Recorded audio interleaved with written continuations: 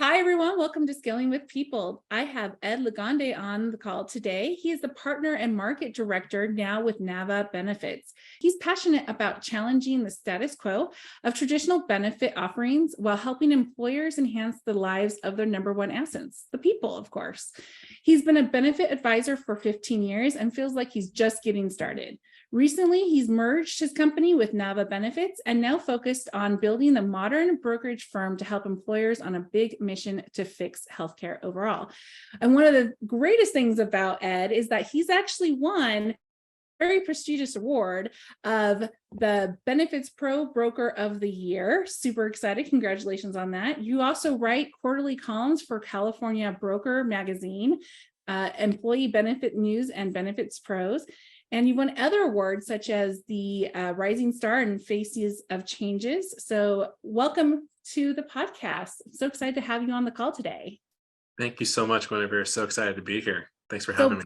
Benefits. Benefits are probably one of the banes of existence for founders, co-founders, CFOs, CEOs out there in the world. It's a very big line item after the salaries, of course. So talk to me a little about when a founder is starting to build their company, what are some of the things that they should be thinking about regarding the benefit side of the house? Absolutely. I think you mentioned a great point. It is usually the second and or third biggest line item expense, and newsflash, it doesn't go away either, right? So it just gets bigger. It just gets bigger as you scale. But of course, if you have the right partners, the right strategy, you can bend that cost curve down. I would say, a couple of different things, and not to be too philosophical, but I'm a big Simon Sinek fan, and I love his methodology around starting with why. And a lot of times I've worked with founders myself, or startup organizations, or just anyone that's trying to source a brand new benefit package. And we're kind of starting with, I want the lowest copays. I want, the end product, right? We're starting with the end product. And so what we're trying to do is challenge the thinking of, why are we even offering benefits in the first place? Is it a strategy that you believe in, right? That's for one thing. And secondly, just getting employee feedback, right? Because the people who are starting with you and building your organization, you want to take care of them as much as you can, but while also trying to find ways to make it a scalable solution. So I would actually argue to say that one of the things that should be focused on the front end is figuring out your why. Why are you offering benefits? Because just seeing it as an end, a means to an end, isn't necessarily going to be a scalable solution. But building it into your overall culture and your mission, something that you could feel proud of, especially as you bring new talent on, is something that you can promote externally and also internally. So I would say that's one thing as well. But then, of course, building a communication strategy around it as well, and just saying, hey, once you've put it in place, make sure people actually understand it, feel savvy consumers at the end of the day, because it's such a confusing world, not only for founders, but also for employees. It just brings a little bit more of that collective mindset and peace of mind for those people who are starting your mission off. So I would start with that. And then, of course, you can get into the hows and the whats, right? How do you actually bring this together? And then, of course, what you have at the end of the day between your major medical, your supplemental benefits, and then also not forgetting the fact that lifestyle benefits, as we like to call it, are benefits. We're big believers that employee benefits doesn't just equal insurance.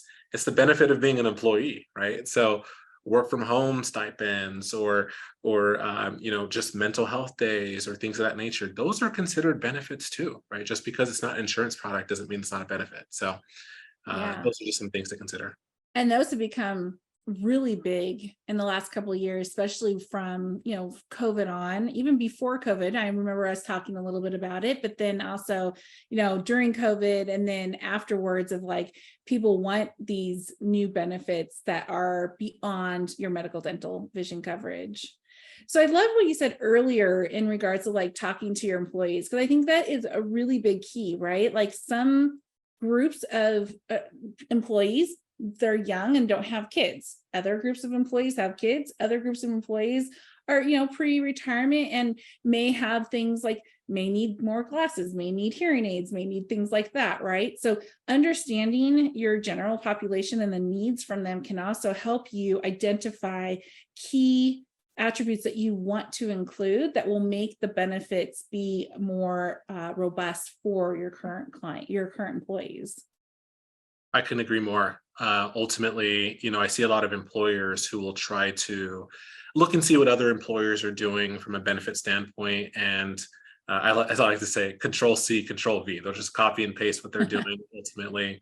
But I would actually challenge that as well. First of all, I'm a big believer in looking to see what other employers are doing anyways, right? We need to kind of stay abreast of emerging trends and unique attributes that other corporations are doing. But ultimately, every company is going to be very different than the next one down the street. You could have two technology organizations with a very similar product, two completely different cultures, which also necessitates different clientele from an employee perspective, which also means different employee needs. You hit the nail on the head. I feel like one of the best ways to build a comprehensive benefit campaign or strategy, if you will, is by getting that employee feedback, right? And kind of practicing what you preach. Like, hey, listen, I need to hear what's going on respectively within your personal lives and things of that nature through benefit surveys or what have you. Get that employee feedback, and then you manage that feedback. Of course, maybe you can't do everything that employees want because that's going to be impossible, especially as you scale, but at least you're hearing any thematic issues that may be going on. Is it mental health related? Is it stress related? Is it family planning related? Hey, it's, oh my gosh, these medical plans are way too expensive. Then you know exactly where to navigate your energy and your focus, whether it's financial or just time wise, ultimately. And so I feel like that's one of the best ways to build a connection with your employee base. And then not stopping there. Once you've actually made some enhancements, if you do take that step, continue to invest in the education of these benefits, building a strategy around communication, reminding employees what exists, how to navigate it, how to troubleshoot if they're in a particular situation. Because what tends to happen is you have the one time a year annual open enrollment. People are drinking from a fire hose. People forget everything, right? They don't ask the questions they really need to pay attention to until, guess what? 6 months later, they're going to urgent care and they're, where do I find my ID card? Who do I go to for virtual urgent care? Everything's closed, right? So this is how we can empower employees to become savvy consumers, by building kind of drip campaigns, if you will, of communication or bite-sized pieces of information, so that people can just, again, become savvy consumers and just know how to navigate this crazy world that is insurance at the end of the day. And ever changing too on top of it, right? And I appreciate that perspective of the communication campaign, because in my past lives, there's been so many times where employees are like, oh, I had that benefit. I remember coming into a company, I was new to the company and we were going into open enrollment, and I had found out we had auxiliary benefits like AFLAC and other, insurance type coverage. And when I communicated to the employee population about this, people were like, oh, well, is this new? I'm like, no, like, I don't know, 40% of the employee population had it, and they didn't even recognize that they had it, much less that it was being deducted from their paycheck. So it is amazing how people just like out of sight, out of mind, don't need it, don't use it, and have forgotten about it. I think one of the few things that are ancillary type related benefits that people tend to forget about or not know how to use properly are the flexible spending accounts and the healthcare savings accounts. And I'm such a big component of that because they're tax free for both the employee and the employer too, right? But before we get into any details like that, I'd love to talk about, knowing that our audience is really those founders and CEOs of startup companies. What does the structure look like in regards to scaling? When is it time to maybe add the benefits for the first time that they can do it, and then start improving it and have more purchase power, I guess you could say?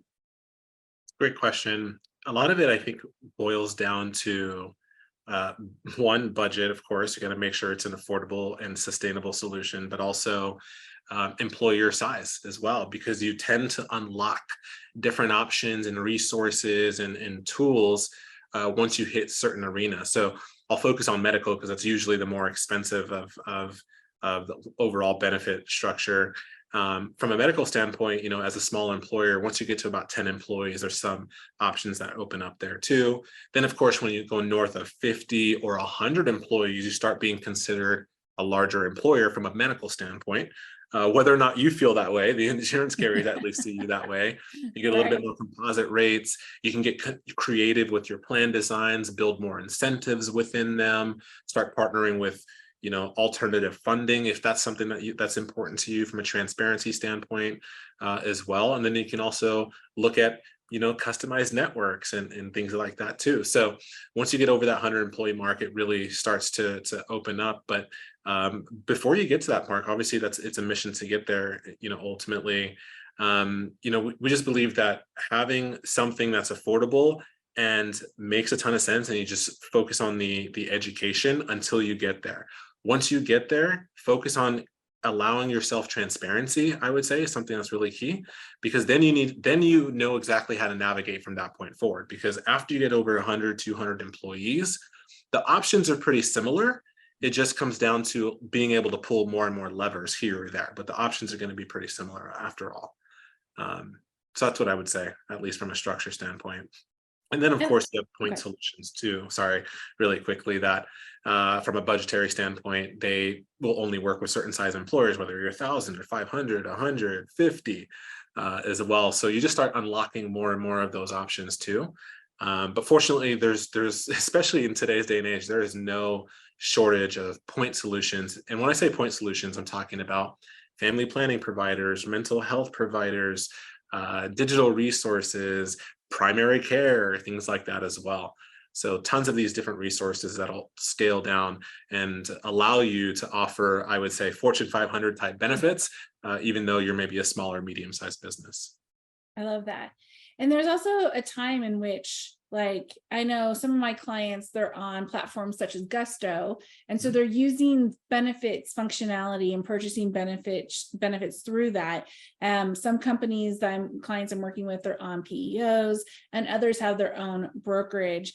Can you share, as a founder who may not necessarily understand anything I just said, like, when is the right time to be looking into maybe testing out and interviewing brokers to start owning the benefit process as a partner with you, rather than farming it out to a PEO or a payroll platform like Gusto? Candidly, I would say that's one of your first steps. Honestly, even if a PEO is the right fit for you, I believe finding a trustworthy, modern, and benefit advisory firm or broker, if you will, is going to be one of your first steps, because you need to educate yourself on understanding what available options you have now and where you project your employee base to be, so you can understand how to build that platform, right?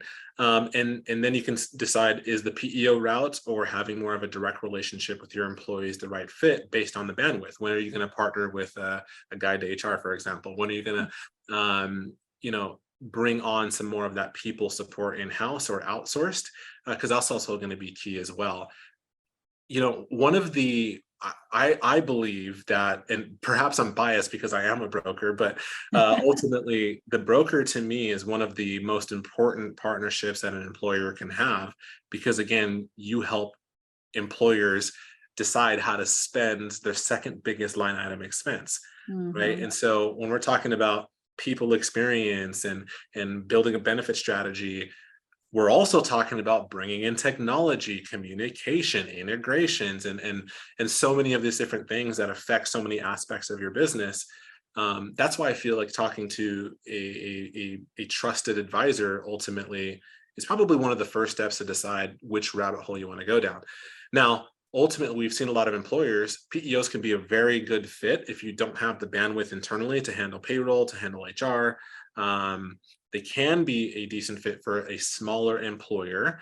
However, once you start getting north of the 40, 50, 60 employee range, you start to outgrow those services. You realize that there's too many redundancies, and it just makes sense to have your own relationship. And candidly, you'll have a lot of flexibility at that point when you do, if it makes sense financially, of course. So, well, and the ROI is typically there, especially when you're in that 60 to 80 employee range. You definitely see the cost per employee with a PEO versus the cost of business, having someone either in-house or, someone like myself, guy to HR, coming in and bringing partnerships like you to the table.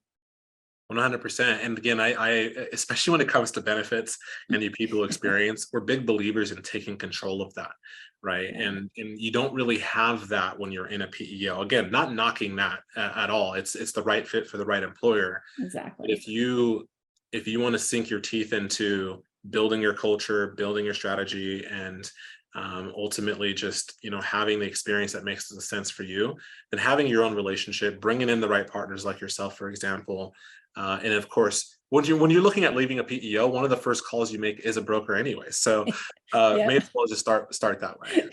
I love it. So the myth busting portion of the call is that you don't have to wait until you're an X size, that broker, you bring on a broker as soon as you start talking about benefits, which really could be employee number 1, 2, or 3, right? I actually have a nonprofit who she hired on an employee, she's employee number 2. She's like, I got to do benefits now because I promised this person I would offer them benefits. So it could be as soon as employee number 2, right? Yeah, you're an Yeah. employer now when you have one other person other than yourself. When you're actually paying someone else besides yourself. Exactly. I love that. That's great. So switching gears a little bit, I'd love to talk to you about, and obviously this is very time capsulated, but what are some popular trends you're seeing for small medium sized companies in regards to benefits being offered? I know that I've talked in the past about fertility starting to kind of pop up a little bit more. I don't know if that's still a popular trend, or what popular trends are you seeing that founders may want to consider as being like cutting edge offerings that could get them, why someone would come on board if they have exactly the same offering. It's just this one little benefit that pushes them to say yes to you, not to the competitor. Yeah, I think that's a great question. The first thing I'd say is consumer-driven type of solutions. You actually touched on this yourself, whether it's HSA, FSA, some tax savings vehicles. Especially, you're working with multi-generational workforces usually, and whether it's a young population or maybe a little bit more veteran population, everyone's going to have a different take on what they need for their family. Everyone wants to save money on taxes, right? So That's so I think we true. can all agree. We can all agree in that regard. So, bringing in some solutions that allows people to save money and take control of their own healthcare can be a viable solution as well. I would also say, again, you just touched on it too. Like you kind of put the words on my mouth, which is hilarious. Lifestyle benefits, family planning, mental health, such as and mental health itself is an arena that I'm incredibly passionate about. Several of my teammates are as well. And there's so many different ways that you can attack it, whether you have a traditional EAP program, employee assistance program, which is usually pretty affordable, or licensing someone to actually come into your office and speak to employees, to having digital resources like the Galileos, the Talkspaces of the world, and so on and so forth. And what I find is that mental health, everyone's in such a different journey, or at least stage in their journey. Some people may not be ready for therapy, but offering content around stress management and things like that is super helpful. So there's tons of these resources out there that I think are worth investing in.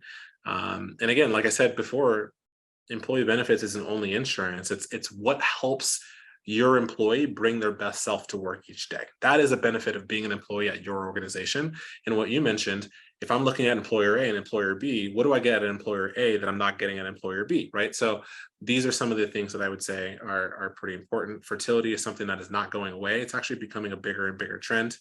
And that's all inclusive from, not only fertility care and IVF and things of that nature, family planning, surrogacy, freezing, sterilization, things like that as well. So these are all, part of the benefits that younger generations are focusing much and much more on. I mean, I'll tell you a quick story. It was funny. I actually spoke to a candidate. I don't really do this. It's kind of funny, But I actually spoke to a candidate. I had an employer say, hey, I have these 2 candidate employees who are considering employment here, but they have questions about our benefits. Can you help? It's like, sure, absolutely, Nice. no problem. I jump on this call and their entire talk track, everything that they were worried about was not only maternity care, but also how to navigate their journey with their IVF specialist. Both of them just happen to have a similar situation. And I just thought that was fascinating because some of it had to do with insurance, but a lot of it had to do with the fact that fortunately this employer invested in a partnership with a fertility provider that brought in not only the mental health support around fertility, Mm. but also the navigation, because it's such a confusing, frustrating, and emotional journey. And so they ultimately both, completed their applications and joined the firm and have been fantastic employees, it sounds like. But that to me just goes to show that it's not just about what you see on paper and the lowest copays is what's going to win. It's what do you believe your employees need, and are you Mhm. investing in that? And then do you also believe in that? And if you do, then you're going to attract the best talent. So And it also goes back to what you said earlier on the call, which is education and communication, because just because the copay is the cheapest doesn't mean that that is the best financial option for the employee. If they don't have a lot of activity, they're a healthy person, goes to the doctor once a year to get their checkup, may have a prescription once in a while, but nothing recurring, then having a low copay, but having a more expensive monthly premium taken out of their paycheck actually is more costly to them, and helping educate them that, hey, you might want to actually go for a more expensive copay because in the long run, your premiums are, even though premiums are pre-tax, right? It still would be a cheaper option. So having a partnership with you to help bring that education to the table to the different employees in the different situations is really vital. And I would add one more thing to what you just mentioned. The term better benefits, I would also say is subjective, right? Oh Because yeah. someone who's 20, 22, 23, maybe fresh out of college, isn't married, no kids, as an example, is going to have very different needs than someone who's 45 or 50 and maybe has a family or not, right? And they've just got different healthcare needs in different stage of their life. So the term better benefits is going to mean something very different to those two employees. So again, when you look at your workforce, as to answer your question even further, when you're looking at tips and tricks for renewal season, can you make it comprehensive enough from an options perspective without necessarily overwhelming people, right? So, and Mm. what I mean by overwhelming is offering too many plans, especially if Yes. the plans look exactly the same. So, I can't tell you how many times I go into clients and we'll do renewals with them, and it will be like, why do you have 5 PPOs? Oh, because we want everyone to have an opportunity to get what they need. And I was like, okay, but when you look at who's using them, you can clearly see that like 2, maybe 3 is all you really need to offer. And you're just adding more complexity to a very complex situation as it stands. And most of the time, reducing offerings doesn't take away from the employees. They actually understand more what is being given to them. absolutely, absolutely. Yeah. All right. So you did steal my next question, which was tips and tricks. So for those CEOs and founders out there listening, some takeaways that would be really helpful for them, especially in the renewal season that's coming up. Now, most renewals typically are calendar based, but let me actually flip the script on you a little bit. Why would a CEO, maybe CFO, founder want to think about doing a non-calendar based renewals or season? For What is it renewals, called? Yeah, yeah, for your renewals. annual event. I, you know, I think naturally to your point, it's easy to, have your deductibles and your plans renew on January 1. It just makes sense from a tax perspective and things of that nature. However, that is the busiest time of year for insurance carriers and just the insurance industry overall. And so if you want the best attention for your benefits, not only from your benefit advisor, but also the insurance carriers and quick response times and sometimes even better rates, to be honest with you, sometimes there's incentives by having what we call off calendar year renewals, such as maybe you can do another quarter, right? April 1st, July 1st. July 1st is another very popular renewal date or effective date. as well. So it does take a little bit of extra communication or education to your employees because your deductibles and out-of-pocket maximums will reset January 1st, even though your renewal is in July. But again, with the proper education, then usually it's not too much of a big deal to employers. So I would say attention is one, and then also you're avoiding the holiday season and having to Yes. navigate, oh, I've got Thanksgiving or I've got, tons of different holidays coming up in December. How are we going to even grab everyone's attention to listen to all the benefits, right? And there's not as many during the summertime, other than obviously maybe family vacations and things like that. So yeah, just timing, I would say, is a huge indicator as to why maybe consider a different effective date than January 1st. Well, I also saw a benefit from it back in the day. I'm going to age myself a little bit, but when the Affordable Care Act came out and being able to see kind of what happens during the calendar renewal season. And then if you have something, whether it's March, April, I was working with a couple clients that were June and July, you actually had a couple months to see, okay, what's happening over here? What are renewals looking like? What are things going on that you can then start thinking about how to structure your benefits? Also, if you're seeing a big uptake in cost, that's probably going to come your way too. And it gives you a little bit of breathing room to kind of soak that into your budget as well. Yeah, you get a much bigger heads up. That's for sure. When ACA comes down and adds a new little compliance requirement every year, the fact that you have an effective date that's several months after January typically delays when you need to comply by. So it does give you much more of a heads up, much more time to kind of digest the new requirement that has been bestowed upon you, if you will. But yeah, I agree. So that is another plus one to that. Well, awesome. And I know that some companies do it based off of their own fiscal year, right? Not every company has a fiscal year that equals calendar year. So a lot of times it does go with that. I think another way to look at it is maybe you want to be a little offset from your fiscal year so that you have the opportunity to plan your budgeting accordingly. So that's another way of looking at it as well. Well, and I feel like we could probably talk about this for hours. I love benefits. I love talking to you. I'm geeking out over all of it. One of the things that I learned here is the myth buster of you don't have to wait until you're 50, 100 plus employees to have a broker. You can go out and get a partnership right away and have them really support you and help guide you through the decision-making process, because benefits, it's very complicated. There's a lot of decisions. Do you increase here and decrease there? Do you offer this, which means you're going to increase the rate here? And really knowing what your employees want and having that partnership with your broker to help support that and identify the right structure is going to make the benefits be a success in your business. That's my takeaway. Anything else you want to add, Ed? Don't be afraid of technology. Ooh, I love that. Yeah, technology is your friend when it comes to benefits. It is not a replacement for the human, but it is a way to help empower us just to do a better job of navigating this crazy world, especially since the pandemic, just centralizing everything and automating everything as well. So don't be shy to bring some of that back into your benefits and just modernize it overall. 100%. And if anyone listening to this call is on paper enrollment, you must call one or both of us immediately. You should no longer be on paper enrollment. Get that off of your plate. Get all that administrative burden off your plate. Yeah. So thanks again, Ed. I appreciate your time and your wisdom here on benefits. And hopefully those that are listening have some great takeaways to help them make their benefits a better success at their business. Thanks so much. Thank you.